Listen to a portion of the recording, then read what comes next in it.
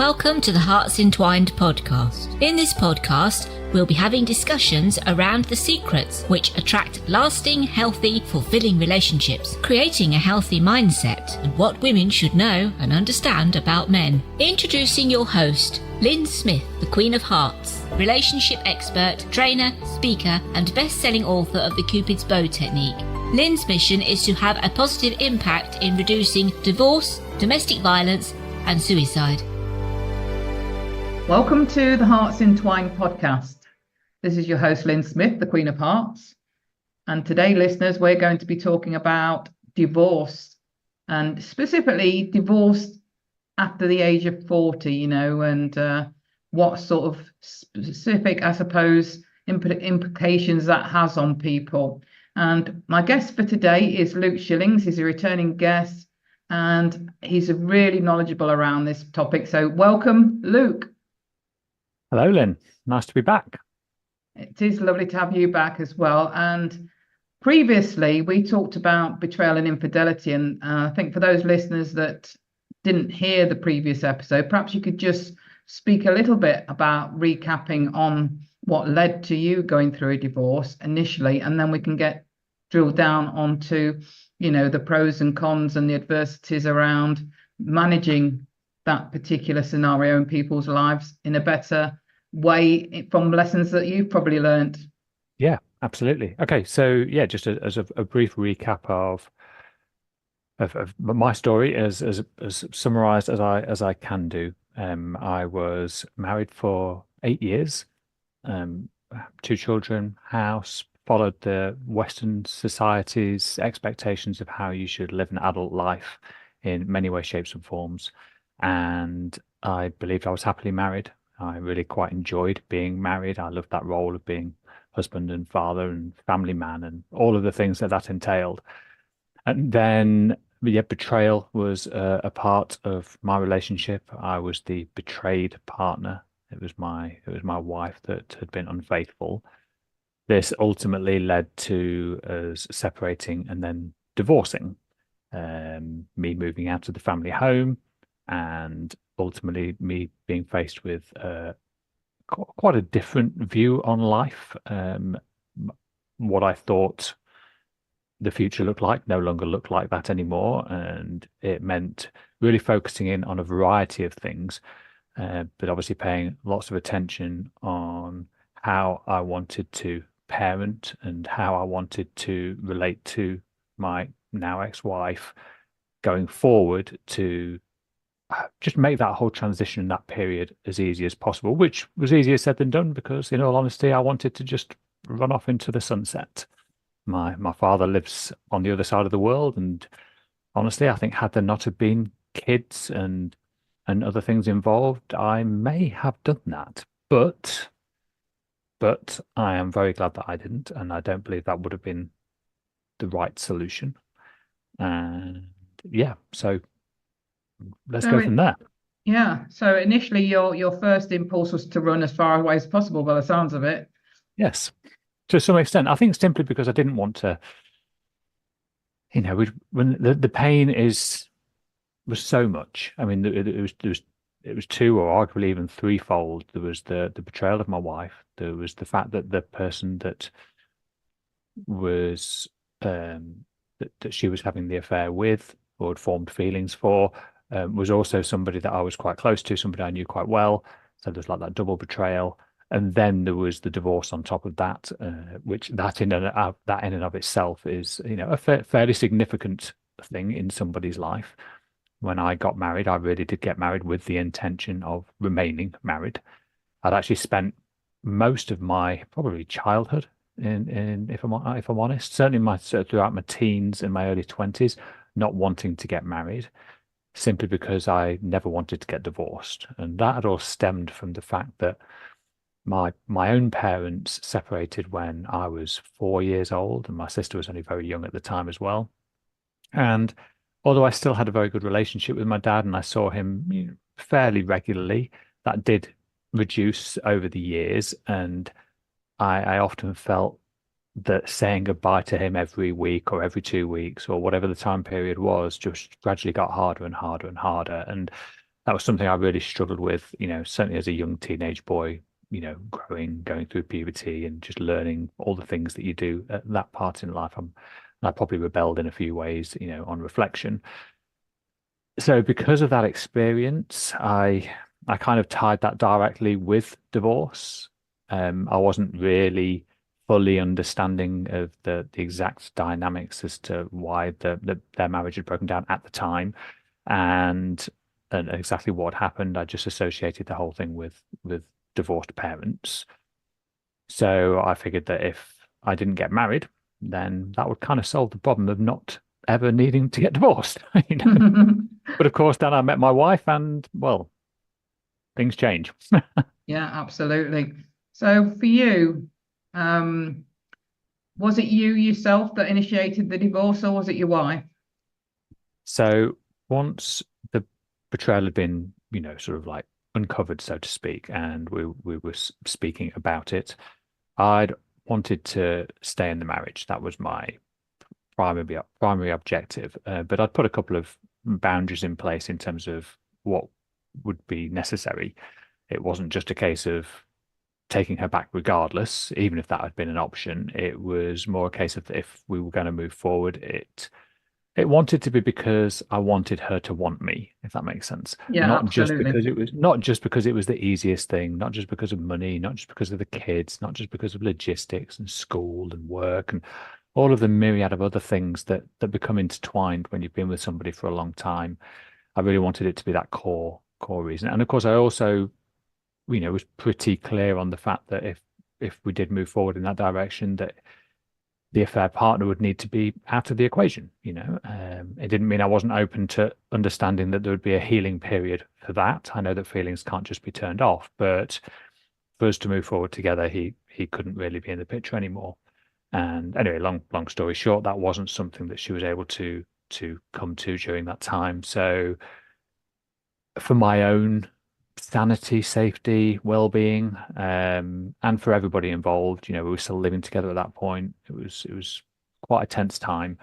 Yeah, I suppose it was a collective decision, but it was brought on by me in the sense that I think if I hadn't done, I don't know how long that sort of like stalemate period would have lasted. So I felt like, yes, arguably I did make the decision to head down the route of divorce, or at least the separation to begin with. And then I brought the divorce into the equation because I think it was really because of the fact that there was somebody else involved. What I didn't want to do was to move out of the family home and and then, for example, if I wasn't able to maintain an amicable relationship with my ex-wife for whatever reason, and things got awkward, and things, worst case scenario, things went through the courts or anything like that, I didn't want it to look like I'd just, run away and, abandoned my responsibilities. I didn't want that to be able to look that way, certainly from a financial perspective, amongst other things. So one of the things I wanted to get clear was that we were very clear on what the parenting arrangement was going to be in terms of how we spent time with the kids, what responsibilities we were still going to take on as joint parents, things like decisions about their school and their health and a variety of things like that. But also to make sure that we were clear ourselves in terms of finances, because obviously finances still were a factor. If I was going to move out of the family home, there had to be some, balancing of things there. And really, when it came down to it, the only real way to ensure that was fair and agreed and we could move past it was through the divorce process, because at the time, was needing that financial agreement that you get as part of the divorce process, or is necessary for it, to be able to just say very clearly, well, this is me, this is her, and that's all there is to it. That's that bit out of the way with. Let's just deal with what we've got going forward. So I think that was why it was kind of accelerated a little bit. It's, again, hindsight's a wonderful thing, and you never really know how you'd have reacted in a different situation, but that's the situation I had, and that's how I responded. So did you initiate and actually do the administration yourself, or were solicitors involved? Yeah, so I'm quite organized. I'm definitely a problem solver. I am very solution focused in the way that my mind works, generally speaking. Don't get me wrong, it has its faults, But I think once there was that clarity of this is what we're doing, even though this is not what I wanted, I've still accepted it as being that's what we were doing. And I was then able to work through that process quite rationally and logically, at least slightly separately from the emotion that was involved. So the first thing I did actually was to sort of draw up what I thought was fair in all of the areas. So when it came to living arrangements, looking at all the options as well. So it wasn't really just about opinions, like what are the options? Does she move out of the home and I stay with the kids? Do I move out of the home and she stay with the kids? Do we sell the house and both try and figure out something separately but uplift the kids' lives? What were all these options? What were the pros? What were the cons? And I sort of went through that myself, and then I hadn't reacted in a particularly excessively bad way, I don't think, to the news of the situation. I think in part because I'm generally quite calm-natured. I mean, I'm not saying I didn't get upset and angry, but I don't think I really did anything that I truly regretted. Other than the odd statement here and there, of course, but nothing significant. And the kids were a priority. There's no doubt about that. So I drew up a bit of a plan, like, well, this is what I think it could look like, in terms of like childcare arrangement. This is what finances could look like. This is what living arrangements could look like. This is what our parenting schedule could look like. And then we did actually sort of speak about it, and there wasn't too much disagreement. There was a couple of things to begin with that we had to sort of balance around, but generally speaking, it was relatively easy compared to what I've witnessed some other people go through. And I think part of that was just, me not making it all about me, which is very tempting to do in that situation. Yes. I was the one that had been betrayed. I was the one that had been hurt, and that's not how I really, really wanted to proceed. So we did that, and then yes, I technically filed for divorce, and I went through the solicitors.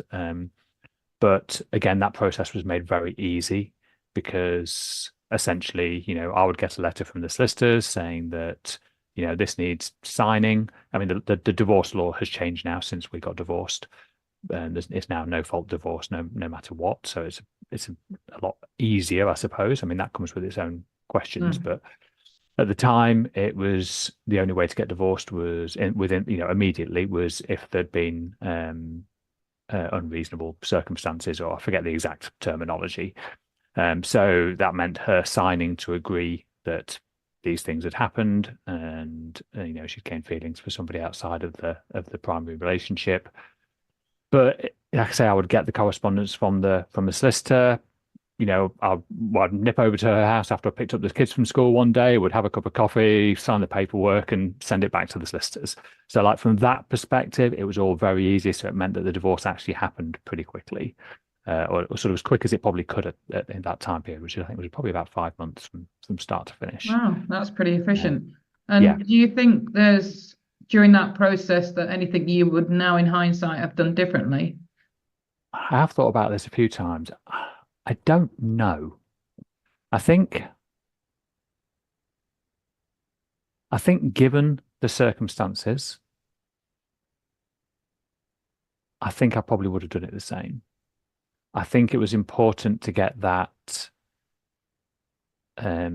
protection, if you like, in place, particularly from a financial standpoint, just to clarify, neither of us wanted to be in a position where one of us won the lottery and all of a sudden had to give half of it to the other person 6 months later, and, we're both quite realistic about that, although as unlikely as that was.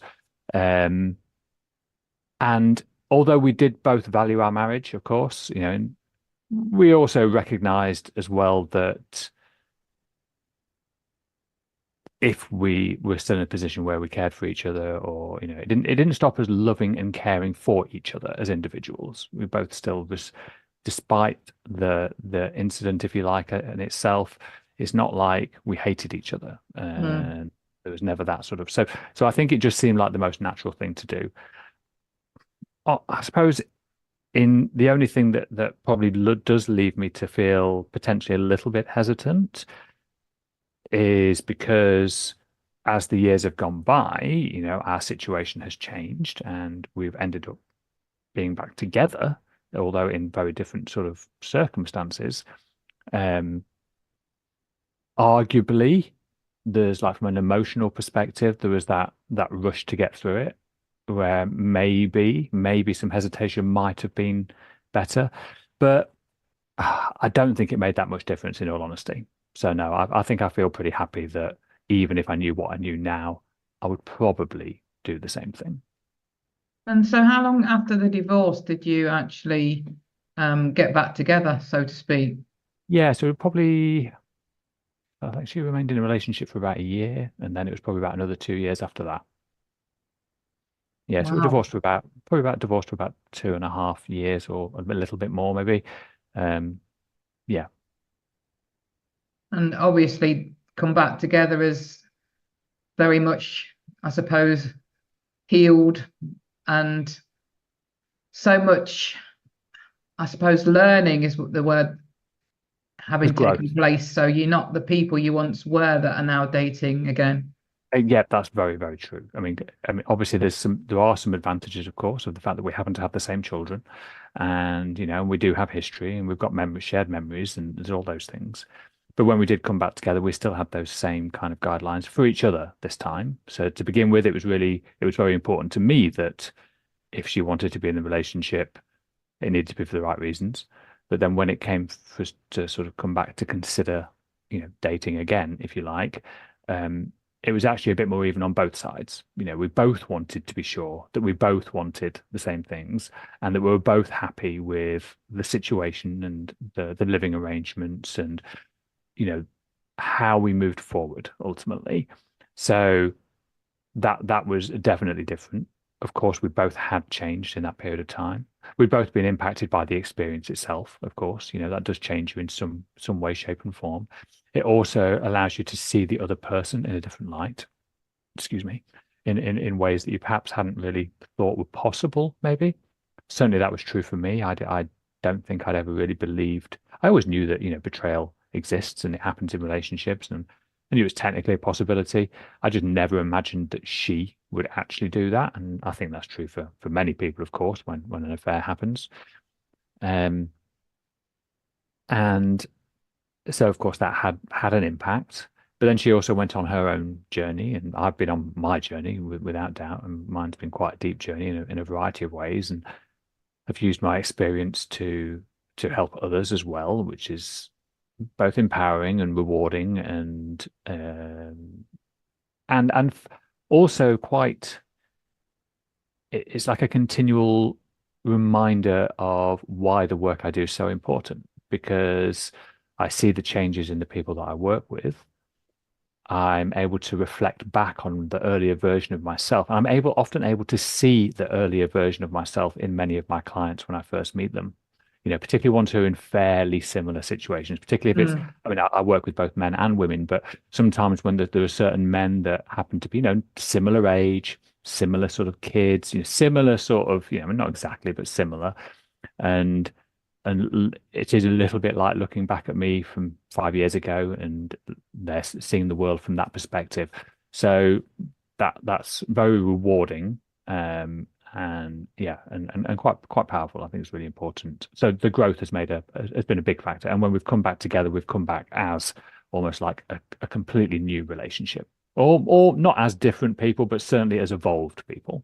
Yeah. And what do you think you've learned from going through that experience, specifically, Luke? Well, I've learned a lot about myself. I've learned a lot about my desire to control.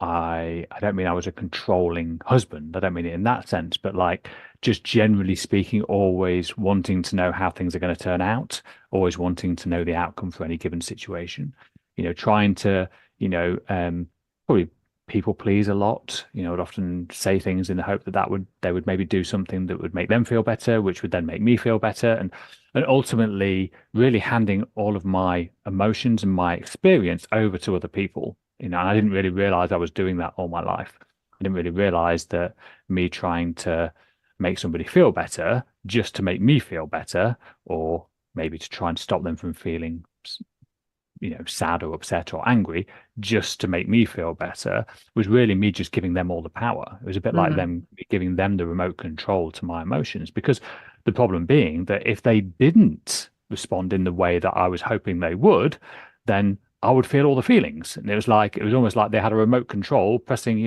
get angry, get sad, get upset, get frustrated, get everything. And so really realizing that my complete emotional experience is it's within my own control, and really learning that it's my thinking that's creating my feelings made a massive difference. And being able to, and I think to an extent I half understood that, but having that sort of clear link between those two things was really important.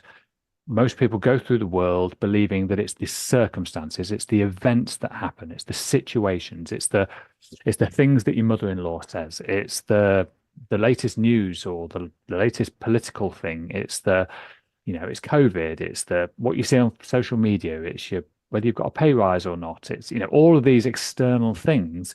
People are associating them directly with how they feel, but that's just not true. There's a missing link between those two things, and that's our interpretation of those things. Multiple people can look at the same situation and view it in very different ways. So if we can accept that lots of people can look at the same situation in a different way, then we can maybe start to recognize that actually that means there are other ways in which we can look at it too. And if the way that we're currently looking at it is leading us to feel angry and bitter and resentful, it's like, well, how are you going to show up in the world if you are coming from that place of anger and bitterness and resentment? Well, you're probably going to do things that you're either going to later regret, you're probably going to react, you're going to send a passive-aggressive text message, you're going to say things that you can't take back, you're going to make rash decisions, you're going to go and put a brick through the affair partner's window, or whatever the thing is. But when it's coming from that place, it never leads anywhere positive. So if we can look at the same situation through a different lens and create a slightly better feeling, a more intentional feeling, then we tend to act more in line with our values. And then guess what? The things that happen in the world for us are better as well. They're more in line with what we actually want. And we don't have to carry this weight of anger and resentment against all of the other things, all the other people. Now, people become very attached to that. They're very attached to allowing the news to dictate how they feel and allowing other people to dictate how they feel. I get it. But you're always going to be victim to that if that's how you continue to live your life. So just start by exploring other ways of looking at things. And that's really been probably the most impactful thing for me. Absolutely. I 100% agree. So are you and your wife, did you get remarried? No. So no, we are not remarried. We don't live together either, but we are in as committed a relationship as we were beforehand. But our physical, logistical situation is different. We've retained pretty much exactly the same routine with the children. It's modified slightly, but it's pretty much the same as it was when we were, in the divorced and separated situation. What it's really meant is that, and this has been one of there's been two really positive elements to it for me. There's probably been more than two, I'm sure, but there's two that sort of stand out. One is it means that the time we spend together is so much more intentional. It's not just that being in that ships in the night, the routine, the mundane, the day after day, all of the things that life involves. I'm not saying that none of that exists. I still help out a lot when I go around, and we still, obviously, there's lots of still things that we do link together. But having that really intentional, one-to-one time, even if it's not as often, is so much more beneficial. And obviously, we still communicate every day, and we FaceTime and telephone call or whatever, but virtually every day, not always, but certainly quite often. So it's not like we're ever long periods of time without contact. And then we see each other multiple times per week because I go and pick the kids up from school and all those things. Anyway, don't go into too much detail, but it just really focuses on that intentional time. And the same is with the kids as well. The time with the kids is more intentional. The other side has been my own free time. I've always been somebody who quite likes time on my own anyway. That's something I've always valued. And particularly as I've been building my business over the last few years, it's really given me that freedom to do that in a way that I haven't got two kids running around the room, or trying to juggle those things. So it's given us both our independent time, it's given us both our intentional together time, and it's given us both time as a family, and it's given us both independent time with the kids. So it's like it's ticked all of the boxes in a lot of ways, in a way that I'd probably never imagined was possible. I never ever foresaw this as being a way that I would live my life. Yeah, it's still surprising, and I like it. Yeah, I think it's fabulous. I think it sounds, the ideal way actually to conduct maybe the future of our relationships, and maybe this is the way forward in terms of how modern relationships should look and work in terms of keeping it healthier. It certainly has its benefits. It certainly has its benefits. Yeah. So how did you cope with, I suppose I want you to be hand on heart here and be 100% honest. Do you have any fear about that situation repeating itself? I mean, has it closed your heart up a little bit, having been through that experience, or have you been completely able to heal that and be totally open and vulnerable in the relationship again? Yeah, so it's a good question, and obviously it's a question I've asked myself many times, certainly in the early days, even before we'd considered getting back together, just that, because it wasn't just about whether I could trust her again, it's could I trust anybody again? And you don't get too far down that line before you realize it's not even really about your trust in other people, it's about your trust in your own judgment. So that was the journey I went on. It was recognizing, do I trust my own judgment? And should I trust my own judgment, like all the time? Should I always trust my own judgment? And I ask that question to people often if I'm delivering a workshop or something, and people are like, yeah, of course you should. I'm like, well, is that always true? Should you trust yourself 100% to the point where you cannot consider the possibility that you might be wrong? Because if you do, then that's the expectation that you're setting for yourself. And if that falls short even by 0.1%, then it's basically a failure. And that gives you a lot of ammunition to beat yourself up and feel all the feelings and feel like a victim at the consequence of the event. So rebuilding that trust within myself and really understanding what that meant, what the relationship with trust within meant to me, well, that made a huge difference in terms of how I then took it out into the world. So if we think directly and responsible to my partner, she's capable of having an affair, but anybody is capable of having an affair. I hope that she doesn't, of course, and I have boundaries in place should that occur. It's not something that I would continue to consider to be acceptable behavior, and that's clear.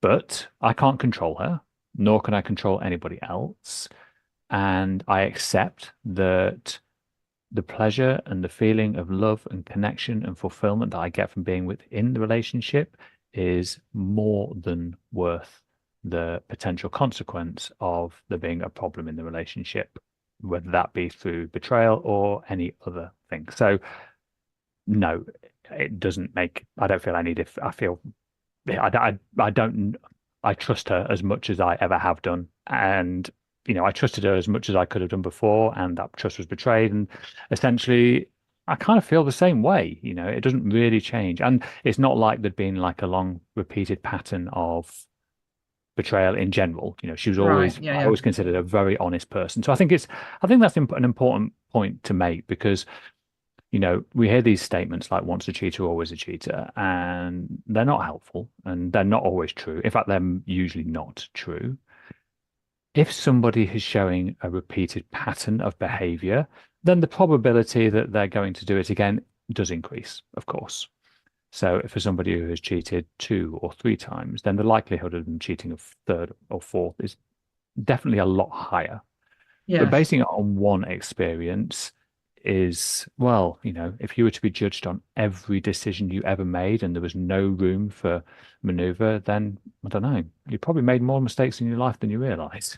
Isn't that the truth? Oh, well, thank you so much for being so honest and vulnerable and sharing your specific story and how you've dealt with it and what you've learned from it. So for anybody that might be in a similar position, Luke, that would be interested in making a connection with you, what's your best form of contact? Yep. So the two best methods, one is my website, which is lifecoachluke.com, or you can email me at luke@lifecoachluke.com, or my own podcast, After the Affair, where I talk about all of these things and a lot more. Thank you, Luke. And any final words of wisdom around this subject of going through divorce over 40? I think really it's just about getting the things you can control. And I probably said this on the last time we spoke. It's getting those things that you can control in view and separating the things that you cannot control. We spend a lot of time trying to change the things that we cannot change. And that usually involves other people. And trying to change other people is a pretty challenging task. And actually, when we really think about it, we don't actually really want to change them. We don't actually want to manipulate somebody just to make us feel better. Not really, just particularly as somebody that we love and care about. So separating those two things out and being able to control on what you can control, which is your own lived experience, your feelings, your emotions, but also how you look at the world, how you look at the situation, and how you want to act going forward.